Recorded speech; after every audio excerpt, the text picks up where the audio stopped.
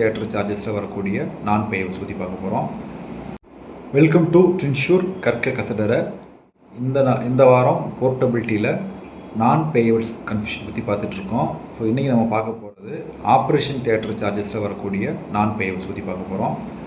பொதுவாக operation theatre சார்ஜஸில் operation தியேட்டருக்கான preparation charges plus OT consumables plus assistant surgeons, இது இல்லாமல் ஆப்ரேஷன் பண்ணுறதுக்கு முன்னாடி எடுக்கக்கூடிய சிஆம் டெஸ்ட்டு, ஹெச்ஐவி, பிபி, சுகரு அல்லது அலர்ஜி அல்லது சீரியாக்டிவ் இந்த மாதிரி டெஸ்ட்டுகள் எடுத்தாங்க அப்படின்னா இது சில டைம் நான் பேயபிள்ஸாக போட்டு உங்களுக்கு கிளைம் குறையிறதுக்கு வாய்ப்பு இருக்குது.